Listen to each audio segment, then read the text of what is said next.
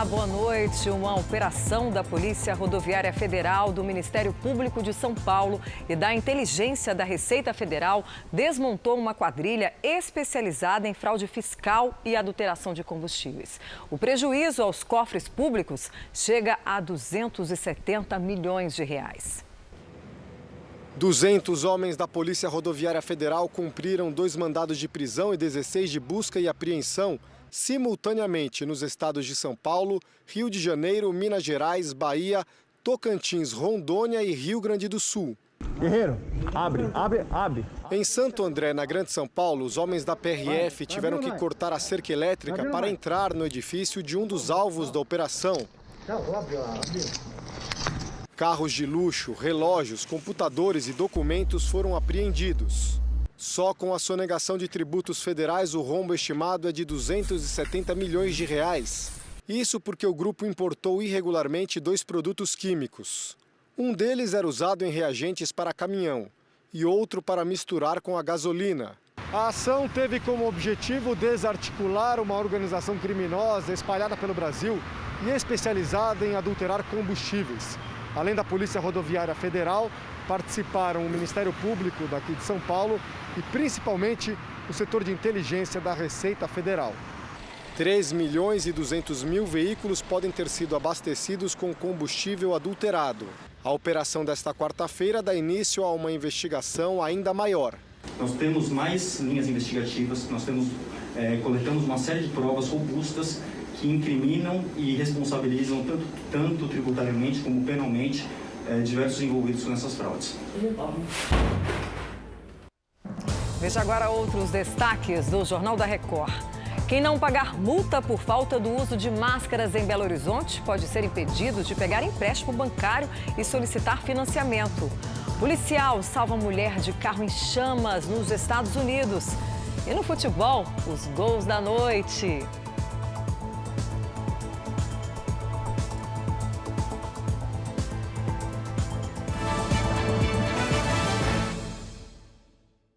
Oferecimento: para os desafios do presente, experimente o futuro com o Bradesco.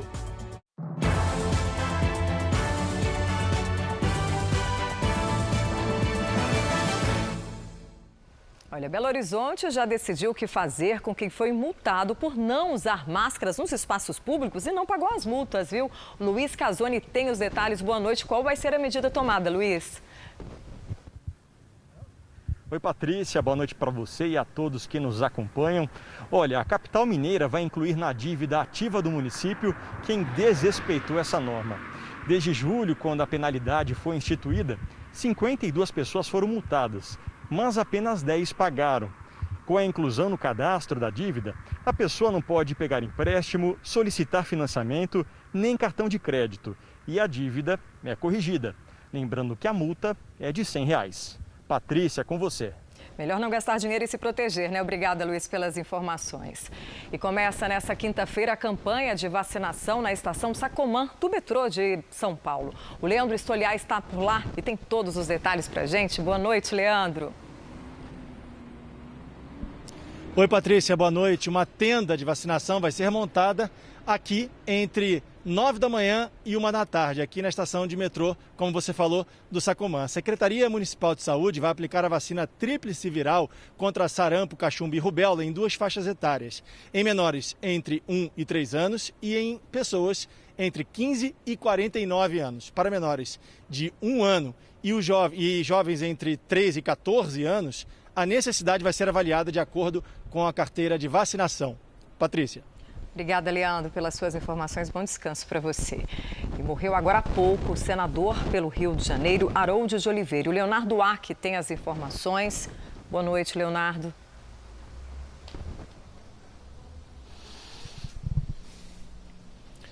Boa noite, Patrícia. Boa noite a todos. O senador pelo PSD estava internado neste hospital particular aqui na Zona Sul do Rio. Segundo a família do parlamentar, ele foi vítima da Covid-19 e a causa da morte foi falência múltipla dos órgãos. Harold de Oliveira era gaúcho, mas fez carreira política no Rio de Janeiro, onde foi eleito 9 vezes deputado federal. Em 2018, chegou ao Senado também pelo Rio. Ele era engenheiro e é empresário. Tinha 83 anos, deixou mulher e uma filha. O presidente do Senado, Davi Alcolumbre, lamentou a morte de Harold e decretou luto oficial em memória do senador. Patrícia. Obrigada, Leonardo. E agora veja só esse susto em Aracaju. Um shopping no centro da capital foi esvaziado por causa de um incêndio. O fogo começou por volta das 6 da tarde e foi controlado às 9 da noite. Ainda não se sabe como tudo começou, mas por enquanto os bombeiros informaram que as chamas se concentraram em 3 lojas. Felizmente, não houve vítimas. A crise provocada pelo coronavírus fez o turismo brasileiro perder 33% de faturamento até agosto. A Juliana Tourinho tem todos os detalhes para a gente. Boa noite, Juliana. Boa noite, Patrícia. Boa noite a todos. O faturamento do setor de turismo no Brasil de janeiro a agosto deste ano foi de 70 bilhões de reais. Isso representa uma queda de 33% em relação ao mesmo período de 2019. O setor que apresentou maior redução foi o de viagens aéreas, 68% de queda, seguido dos serviços de hospedagem e alimentação, com queda de 43%. Atividades culturais, recreativas e esportivas tiveram redução de 33%. Os dados foram divulgados hoje pela Federação Nacional de Bens, Serviços e Turismo. Apesar do resultado negativo, a FEComércio acredita em uma retomada nos próximos meses, já que nos feriados de setembro e outubro o resultado foi positivo e muitas agências de viagens já estão com pacotes vendidos para 2021 em todo o país. É com você, Patrícia. Obrigada, Juliana. O Ministério da Justiça arrecadou 35 milhões de reais com a venda de bens de traficantes nos últimos 12 meses. Em 94 leilões foram vendidos 2.700 itens, entre imóveis, veículos, aeronaves, eletrônicos, ouro e pedras preciosas. Outros 60 milhões de reais apreendidos em moedas estrangeiras também serão disponibilizados para o Fundo Nacional Antidrogas.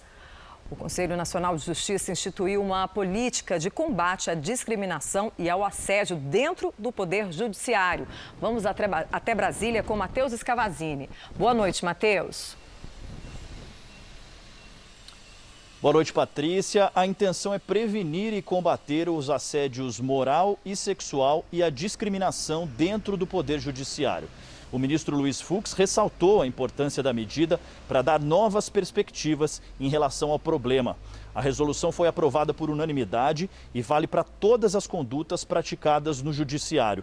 Além disso, determina que cada tribunal crie uma comissão para fiscalizar e combater esses crimes. As comissões serão responsáveis por fazer um diagnóstico e também informar os órgãos disciplinares no caso de algum problema. Patrícia. Matheus, a gente continua com você porque o Senado teve um dia agitado, né? E colocou na pauta temas importantes para as próximas sessões. Conta pra gente. É isso mesmo. Patrícia, na sessão dessa quarta, o Senado aprovou o nome de Alexandre Costa Rangel para a direção da Comissão de Valores Mobiliários, a CVM. O advogado fica no cargo até 2024. Outro nome aprovado foi o de Cássio Nunes Marques para o Supremo Tribunal Federal. Ele vai ocupar a vaga deixada por Celso de Mello, que se aposentou, e ainda não foi definida a data de posse. O presidente do Senado, Davi Alcolumbre, anunciou que no início de novembro a votação dos vetos previdenciais da desoneração da folha e também do saneamento deve acontecer. Vamos ouvir o que ele disse. Eu anunciei ainda há pouco no plenário uma pauta para o dia 3 e para o dia 4, já previamente estabelecida. E no dia 4 eu espero que a gente possa conseguir um número adequado, tanto na Câmara como no Senado, para iniciarmos a sessão do Congresso Nacional para a deliberação dos vetos e dos PLNs que estão aguardando a sua votação no plenário da sessão do Congresso Nacional. A Anvisa tem total independência para avaliar e fazer o registro das vacinas contra o coronavírus. Quem garante é o diretor-presidente da Agência Nacional de Vigilância Sanitária. Antônio Barra Torres participou do JR Entrevista desta quarta.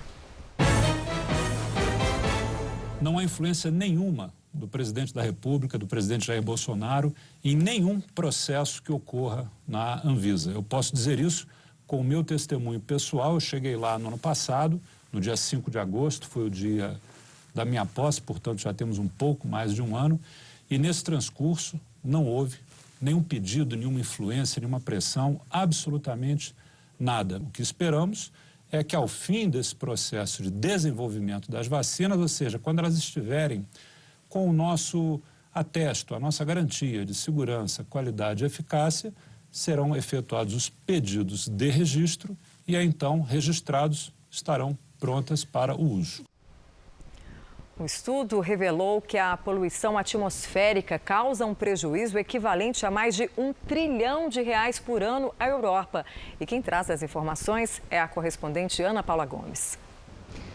O relatório engloba todos os custos relacionados a mortes prematuras, dias de trabalho perdido e também gastos com a saúde aqui nos países europeus. Tudo isso por causa da alta taxa de poluição. Esse relatório foi feito em 400 cidades dos 27 países da União Europeia, além do Reino Unido, Suíça e Noruega. A capital inglesa, Londres, é o lugar mais atingido. Entre as causas dessa poluição estão o transporte, o sistema de aquecimento e também as atividades agrícolas e industriais, e aí causam consequências graves, como a baixa da expectativa de vida e também doenças respiratórias.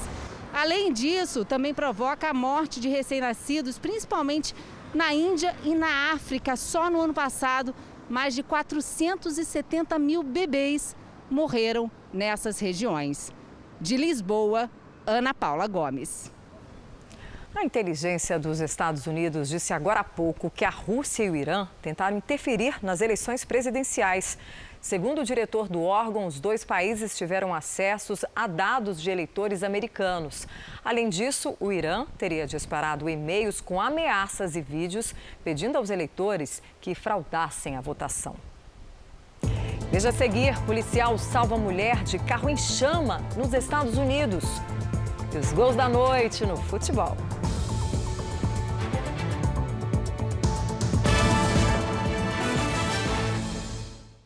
O navio da estatal venezuelana de petróleo PDVSA corre o risco de afundar com mais de 1 milhão de barris de óleo cru. O navio está entre a Venezuela, Trinidad e Tobago. Ambientalistas demonstram preocupação, já que um possível vazamento poderia causar um desastre ambiental. As fotos mostram um petroleiro inclinado, quase tombando em alto mar. A estatal planeja passar parte dos barris para outra embarcação que foi enviada ao local. E agora um flagrante impressionante nos Estados Unidos. Uma mulher foi resgatada de um carro em chamas. A imagem mostra um policial retirando a motorista do veículo que pegava fogo após um acidente. Depois de muito esforço, ele consegue arrancar a vítima do carro e arrastá-la para um local seguro. Mais tarde, a mulher foi presa na cidade de Davis, Califórnia, por dirigir alcoolizada. Agora o futebol. Na Liga dos Campeões da Europa, o Real Madrid foi derrotado pelo Shakhtar da Ucrânia em um jogo que reuniu 12 brasileiros em campo. Já o atual campeão, Bayern de Munique, estreou com goleada. Veja os gols. O Bayern de Munique levantou a taça da última Liga dos Campeões há apenas 2 meses, mas já mostrou que vai brigar novamente pelo título. Os alemães golearam o Atlético de Madrid por 4-0. Destaque para o belo gol de Tolisso. O Real Madrid recebeu os ucranianos do Shakhtar, que abriram o placar com o brasileiro TT. Logo depois, Varane, em disputa com o atacante Dentinho, marcou contra, 2-0. Solomon fez o terceiro do Shakhtar ainda na primeira etapa. No segundo tempo, Modric e Vinícius Júnior diminuíram para os espanhóis, mas a reação parou por aí. Real Madrid 2, Shakhtar 3.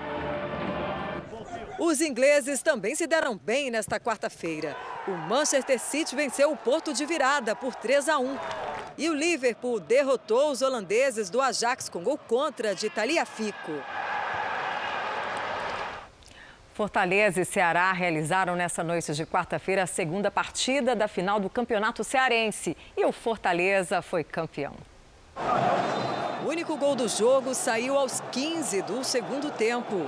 Após jogada na área, Thiago mandou a bola na trave. O goleiro Fernando Praz desviou e Tinga mandou para a rede. Fortaleza 1, Ceará 0. Fortaleza campeão cearense de 2020.